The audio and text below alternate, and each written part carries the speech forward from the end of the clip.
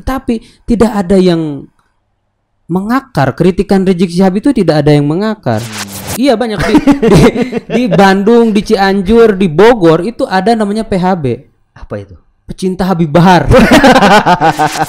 Saya tidak ingin mengatakan bahwa FPI itu ormas Pancasilais. Jadi mereka itu kan ingin membuat NKRI bersyariah.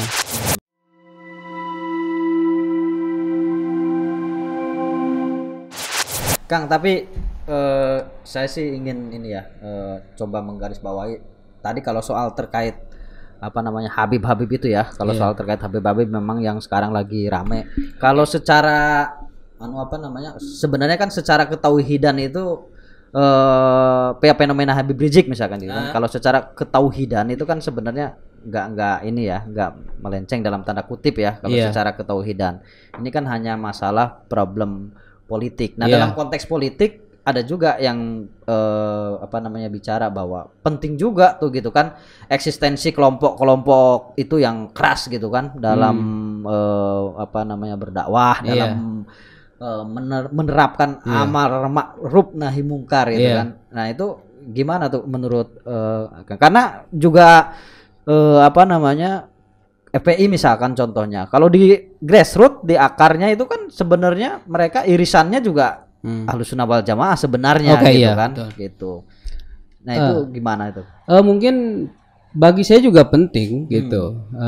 Penting ada kelompok-kelompok ini. Kalau nggak ada kelompok-kelompok ini ya kita tidak membaca lagi kitab-kitab lain gitu untuk melawan narasi-narasi ini gitu kan. Nah, tetapi mungkin boleh jadi toa buruh toa petamburan lebih nyaring daripada toa buruh. Jadi masyarakat pemerintah butuh kontrol juga, butuh kritik juga. Nah, memang banyak kritik-kritik yang disampaikan oleh Habib Rizik. Tetapi yang nyampe ke masyarakat caci makinya, bukan kritiknya. Dan saya kira beda. Jadi ketika Rizik Syihab itu pulang dari Mekah, dia disambut oleh ratusan ribu umat gitu ya, katakan umat gitu. Dia ingin mencerminkan dirinya seperti Ayatullah Khomeini gitu. Nah, jadi Ayatullah Khomeini itu kan diasingkan ke Paris, pulang dari Paris disambut oleh orang Iran, satu negara gitu, bukan ratusan ribu gitu loh.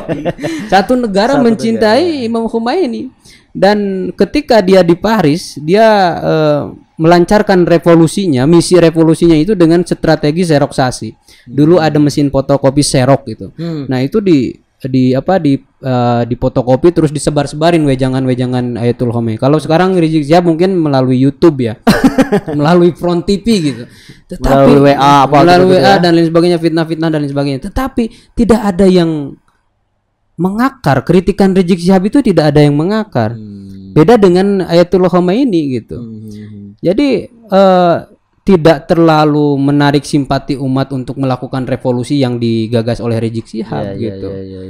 Karena gak mengakar dan gak rasional kritikannya. Isinya hanya caci maki. Tidak berangkat dari problem real yang dialami masyarakat. Kira-kira seperti itu ya, Kang. Betul. Berarti kan sebenarnya gini, Kang. Kalau kita petakan nih kan perang narasi di dunia digital, di media sosial. Ini kan memang ada dua kelompok. Kelompok yang pertama tadi ya, kelompok Islam yang mayoritas banyak itu, tapi mereka karena keawamannya begitu kan, karena keawamannya mereka ya ikut-ikutan lah kan gitu. Nah, di sisi lain kalau menurut saya dalam konteks kita berbangsa dan bernegara ini ada lagi nih kelompok-kelompok pengusung ideologi khilafah gitu kan. Nah, ini juga kan mereka masuk dan membaur di melalui gerakan-gerakan kelompok ini gitu kan. Lambat laun mungkin kita sudah mulai tidak bisa membedakan ini kan, gitu kan.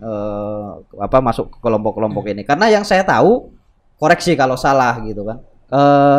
Kelompok-kelompok FPI gitu, Habib Rizik, mereka Pancasilais gitu yang saya tahu gitu kan. Mereka Pancasilais caranya saja gitu kan, yang memang ya itu tadi kata Kang Rikal banyak yang kasar-kasarnya tuh yang ini gitu kan. Nah, tapi kan ada kelompok-kelompok yang nggak sejalan nih ideologinya gitu kan, berbaju agama gitu. Nah, berarti kan sebenarnya perangnya seharusnya di situ gitu kan, melawan kelompok-kelompok ini. Nah, Akang sendiri melihat ini seperti apa? Memang salah satu kelemahan FPI ini bukan hanya saya aja yang menyampaikan. Salah satu kelemahan FPI itu tidak bisa mengkontrol pasukannya. Ya. Itu kelemahan FPI karena lebih banyak partisannya daripada anggotanya. Oh gitu ya. Iya, beda dengan NU misalkan, dia ada pelatihan pengkaderan dan lain sebagainya.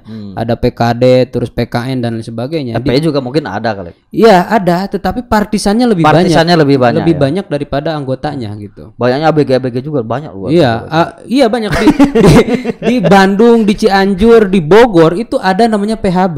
Apa itu? Pecinta Habib Bahar. Itu gila, bocil-bocil itu ternyata. Bocil-bocil kok bisa gitu. Dia seharusnya kan kalau masih anak-anak itu ya belajar ya di pesantren gitu loh.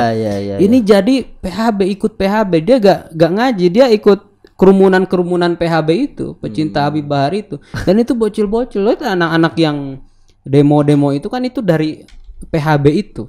Kalau saya. Nah, kalau kembali ke pertanyaan tadi, ini kan bercampur baur antara antara misalkan kelompok Hizbut Tahrir lah dengan FPI yang memang Hizbut Tahrir anti Pancasila dan anti sebuah nation state lah, anti negara lah, katakan seperti itu. Nah, berbaur dengan FPI. Kenapa bisa berbaur dengan mereka? Karena mempunyai kesamaan. Saya tidak ingin mengatakan bahwa FPI itu ormas Pancasilais. Jadi dia kan, mereka itu kan ingin membuat NKRI bersyariah. Kembali ke Piagam Jakarta katanya kan. Nah, ini yang sudah mencederai kesepakatan kita bersama gitu. Dalam Piagam Jakarta kan udah ada yang dihapus 7 kata itu. Nah, dia ingin mengembalikan itu. Nah, ada kesamaan memang. Kalau lihat ADART FPI itu dia sama ingin menegakkan khilafah Islamiyah alamin haji nubuah itu. Nah, jadi otomatis ada kesamaan. Ya selama ini apa dia dukung Pancasila tapi versinya dia. Oke. Jadi memang dalam menafsirkan Pancasila tidak ada tidak ada monopoli tafsir lah ya. Tetapi memang tafsiran mereka ini agak kacau dengan Pancasila itu gitu loh. Dia bilang Pancasila Soekarno dipantat gitu, ketuhanan Maha Esa itu dipantat dan sebagainya. Saya kira ini itu kan telah menghina gitu, menghina dan sebagainya. Dan bagi mereka kelompok-kelompok yang anti terhadap gerakan mereka ya dihina kita, disebut PKI lah segala macam. Kan ini sebetulnya mereka itu kan bisanya cuma itu aja. Gitu. Ini berat juga nih ya, perang narasi. Narasi memang berat, apalagi ketika cyber di medsos misalkan. Saya pernah beberapa hari lalu itu diserang di medsos tapi nggak ada penyerang fisik. Fisik atau ancaman itu nggak ada ya? Ya, kalau di medsos ada. Di medsos ya. Di medsos doang gitu. Diserang. Tapi kalau fisik enggak. Nah, cyber itu nggak tahu siapa yang memelihara itu gitu. Dan gila itu. Saya itu sehari itu Instagram itu bisa 2000 pemberitahuan diserang. Dicaci maki. Gara-gara apa? Termasuk diancam. Gara-gara apa problemnya? Hanya saya bilang butuh 1000 alasan untuk mengatakan Habib kepada Rizik Syihab. Saya bilang itu aja gitu.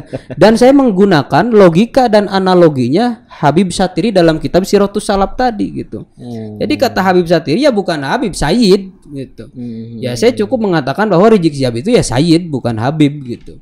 Nah, terlalu ketinggian kalau dia dipanggil Habib itu. Dan Habib itu sebuah keistimewaan gitu. Nah, kalau Habib itu hanya sebatas nama dia, nama panggilan, ya boleh-boleh saja dia Habib Rizik. Tapi kalau Habib itu gelar kemuliaan, saya kira saya tidak cocok untuk menyematkan Habib itu pada Rizik Syihab.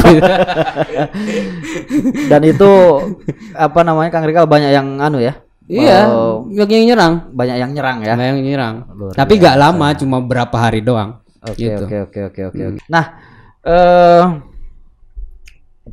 penyebaran paham Islam wasatiyah, Islam moderat di narasi di media sosial atau di dunia digital itu saya melihat cukup urgen ya, cukup urgen karena apa namanya kelompok-kelompok mereka, kelompok-kelompok Islam dalam tanda kutip garis keras sepertinya kalau hari ini sih mungkin ya cukup menguasai juga sih mereka ya, cukup menguasai gitu kan. Nah, berarti apa nih kira-kira biar apa namanya ruang-ruang publik di dunia digital itu, di media sosial itu biar tidak dikuasai sama mereka deh, karena kadang-kadang bukan kadang-kadang sih, karena sekarang ini dunia digital, media sosial kadang-kadang menjadi rujukan juga gitu loh orang gitu kan. Iya, memang bukan hanya jadi rujukan biasa. Kadang dunia media sosial ini menjadi rujukan akademik juga sekarang. Misalkan kalau lagi neliti apa-apa referensinya dari YouTube segala macam, itu kadang dijadikan seperti itu. Nah, problemnya memahami Islam moderat itu, apakah Islam moderat itu Islam yang tidak berpihak gitu kan? Justru Islam moderat itu bagi saya itu adalah keberpihakan terhadap moderat gitu, terhadap moderatisme gitu. Karena kenapa saat ini kelompok kanan dan kelompok kiri itu kan sebetulnya hampir mirip. Iya, yang satu ya katakan SJW dan lain sebagainya gitu kan, social justice warrior lah kalau sekarang. Nah itu hampir mirip lah gerakan-gerakannya dengan Islam kanan gitu. Nah ini menjadi problem kita sebagai orang moderat itu harus apa, dan di media sosial itu memang kalau lihat ceramah-ceramah Islam moderat itu tidak terlalu menyentuh emosi orang gitu. Nah berbeda dengan ceramah-ceramah yang apa namanya yang kayak Rizik Syihab itu dan atau dengan Maher. dan atau kritikan seperti Rocky Gerung misalkan itu lebih diminati oleh masyarakat karena menyentuh sisi emosionalnya. Nah kalau Islam moderat itu kan dia tidak akan mendapat simpati orang jika ia tidak bisa melawan narasi itu. Jadi Islam moderat itu harus melawan narasi itu karena tegas gitu ya kan, tegas enggak ya apa gitu tengah-tengah. Iya, tengah-tengah tapi tegas gitu. Karena selama ini mereka ini dari kubu kanan kiri ini menyerang kita gitu. Jadi mungkin itu ya kelemahannya kadang-kadang narasi apa namanya Islam wasatiyah yang seringkali digaungkan oleh para apa namanya aktivis digital, aktivis media sosial itu kelemahannya itu ya kan, kelemahan tegas gitu ya. Gak tegas. Iya. Dan memang karena mungkin mereka memahami moderat itu tidak berpihak gitu. Justru bagi saya moderat itu berpihak gitu. Betul. Sehingga apa ya ini mungkin juga terkait dengan sikap ya Kang ya. Kalau artinya kan kalau kita nggak menunjuk hidung katakanlah seperti itu kan, menunjuk hidung ya si itu salah. Bukan maksudnya kan bukan berarti moderat itu tidak boleh mengatakan si A salah, si B salah. Kira-kira seperti itu ya Kang ya. Intinya tidak, sebetulnya kalau menunjuk hidung misalkan dia salah, ini benar dan sebagainya, itu tidak menjadi problem. Tapi yang penting dari Islam moderat itu bahwa perilaku seperti ini tuh salah gitu, tanpa gak usah menyebut nama gitu. Tapi jarang kan orang yang seperti itu gitu. Ya kalau banyakan kan dari kalangan Islam moderat itu ya ceramah-ceramah yang persatuan, menyejukkan, dan itu memang sedikit sekali orang yang menyukai gitu. Gitu. Harus agak disentil dikit lah gitu. Tapi sedikit di luar konteks. Kuncinya apa sih gitu? Kayak Kang Rikal nih berani banget gitu kan bicara ya belak-belakan apa gitu kan. Enggak, jadi kalau saya melihat Jürgen Habermas itu kan salah satu tokoh filsuf komunikasi juga, kita itu harus memanfaatkan public sphere ini ruang publik ini secara proporsional gitu. Jadi kalau saya melihat narasi di media sosial itu seakan-akan cenderung ke kelompok mereka gitu. Minhum lah. Minhum, bukan minna atau minni, dari kelompok mereka gitu. Nah, kita kelompok yang moderat gitu. Kelompok moderat, kelompok Islam wasatiyah atau Islam apalah yang dikiranya sebagai kelompok Islam penengah ini. Nah, itu sangat kurang di media sosial itu. Makanya saya ingin agak menaikkan lah di public sphere ini, ruang publik ini Islam moderat itu harus cukup mendominasi juga, jangan Islam mereka gitu. Karena ini ruang publik, ruang kita semua gitu. Nah, adapun kalau saya bicara dengan saya sebetulnya gak kasar juga kalau di YouTube itu. Gak kasar, halus. Belakan aja. Halus aja tapi ya itulah belak-belakan, tapi gak pernah saya mengatakan orang mencaci maki orang dan lain sebagainya. Ya, misalkan mengatakan Rizik Syihab nama saja tanpa Habib, ya itu bukan melecehkan. Ya itu ya sebut nama. Orang saya bilang video-video media-media itu kan bilang ya Jokowi tanpa nyebut Bapak biasa aja Jokowi gitu. Nah, itu bukan penghinaan sebetulnya, tapi ya kita proporsional aja menempatkan gelar Habib itu aja. Nah, jadi public sphere itu bagi saya ya harus kita kuasai juga, jangan kelompok mereka gitu. Oke. Terakhir mungkin Kang, apa yang harus disampaikan kepada masyarakat luas soal bahwa ini real gitu, ada perang narasi terkhusus soal ideologi keagamaan di media sosial, dan harus pintar-pintar lah kira-kira memilih dan memilahnya begitu. Oke, sedikit saya ingin memberikan sebuah pencerahan gitu karena saya di sini diundang sebagai dai gitu loh. Nah kan di ayat dai itu kan ud'u ila sabili rabbika bil hikmah wal mau'izatil hasanah wajadilhum billati hiya ahsan. Nah, posisi saya letaknya di mana gitu. Wajadilhum billati hiya ahsan. Berdebatlah dengan cara yang baik, mujadalah. Nah, saya ingin masyarakat ini paham bahwa di dalam Al-Quran itu ayat yang mengatakan afala ta'qilun itu kurang lebih ada 24, atau yang mengatakan ta'qilun itu ada 24. Dan banyak dari kata akola yang lain gitu, yang artinya berakal, berpikir dan sebagainya. Banyak sekali sekarang ajaran-ajaran agama yang berseberangan dengan akal gitu. Dengan akal sehat, rasionalitas. Dengan rasionalitas gitu. Padahal Al-Quran sendiri menyuruh kita menggunakan akal gitu, bukan rasional. Jadi akal dengan teks agama, dengan nas agama itu, dengan Quran dan hadis tidak boleh berseberangan. Termasuk ini ya Kang ya, apa namanya? Ajaran yang ingin mengembalikan ajaran di Indonesia, misalnya konteks Indonesia, ini tidak sesuai dengan ajaran Islam gitu ya, itu nggak masuk akal juga ya. Nggak masuk akal juga gitu. Dia bilang bahwa kembali pada Al-Quran dan hadis gitu. Ini tidak ada dalam ajaran Islam. Misalkan Pancasila tidak ada, demokrasi tidak ada. Nah, demokrasi misalkan salah satu contoh itu demokrasi gitu. Nah, apakah demokrasi itu sejalan dengan nas gitu, dengan ajaran Islam gitu? Bagi saya sejalan. Ya, jelas wasawirhum fil amri gitu, dan bermusyawarahlah dalam setiap urusan gitu. Nah, ini justru kunci dari demokrasi gitu.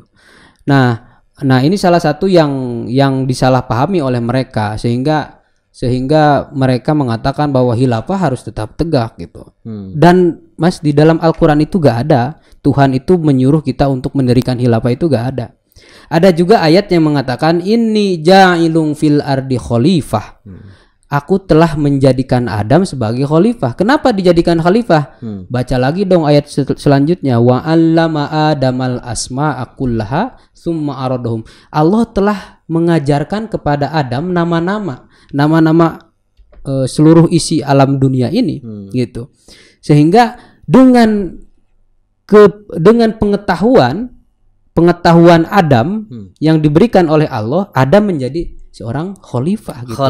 Ya. Jadi khalifah itu bukan posisi politik. Tetapi posisi pengetahuan gitu. Jadi di mana dia mempunyai tingkat akademis yang tinggi gitu. Dan tingkat akademik itu bukan hanya di ijazah gitu, tetapi keilmuan sebagai makhluk yang berakal gitu. Intinya itu. Bukan dalam konteks sistem ketatanegaraan. Bukan gitu. Makanya baca lagi ayat selanjutnya, wa 'allama adama. Sehingga pada waktu itu malaikat kan agak tidak rela ketika malaikat disuruh sujud kepada Adam, agak menolak. Tsumma aradahum alal malaikati faqala ambiuni bi asma. Jadi kenapa engkau menyuruhku, istilah ininya bukan istilah Quran ini. Intinya gini, kenapa engkau menyuruhku untuk sujud kepada Adam padahal engkau pernah menciptakan manusia yang seperti Adam yang membuat kerusakan di muka bumi dan pertumpahan darah. Itu kan wayasfikud dima itu loh, pertumpahan darah gitu. Kenapa aku harus sujud kepada Adam? Nah, Allah menjawab wa 'allama Adamal asma, karena Adam telah dititipkan ilmu gitu. Gitu. Jadi itu ayatnya gitu loh, bukan durikan khilafah gitu. Ngawur itu. Iya, ngawur itu. Harapannya dong Kang buat Indonesia ini kan sekarang agak menghangat lagi ini kan gitu.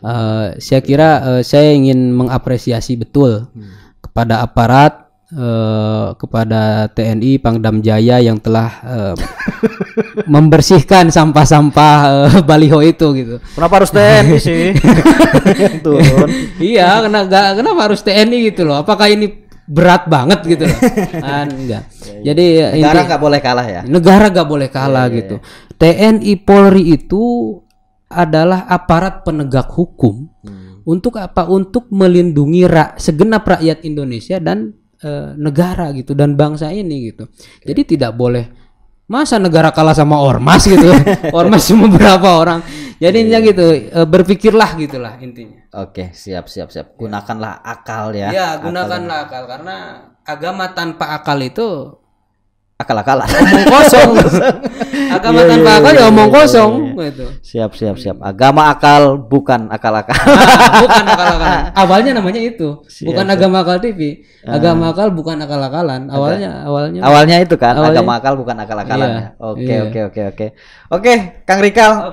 Terima kasih banyak. Ini saya dapat insight, dapat pencerahan yang luar biasa ini dari Kang Rikal ya terkait dengan bagaimana fenomena Islam dan politik, kemudian fenomena perang narasi di media sosial dan lain sebagainya. Sekali lagi terima kasih atas waktu dan kesempatannya di podcast Monitor buat Kang Rikal Dikri. Oke, terima kasih monitor.co.id dan Kang Sukron Jamal yang telah mengundang. Siap. Terima kasih. Jangan lupa subscribe. Oh iya. Kayak udah ini aja channel yang udah besar. Oke, teman-teman, sahabat-sahabat, demikian tadi obrolan saya dengan Kang Rikal Dikri, seorang dai milenial nih beliau nih, dai milenial, kemudian ya aktivis media sosial, sekaligus CEO, owner YouTube channel Agama Akal. Kita berjumpa lagi di edisi podcast Monitor pada kesempatan yang lain dengan pembahasan-pembahasan tentu yang lebih menarik lagi dan bermanfaat. Jangan lupa like, comment, share, and subscribe ya YouTube Monitor. Subscribe. Terima kasih. Assalamualaikum warahmatullahi wabarakatuh. Waalaikumsalam warahmatullahi wabarakatuh.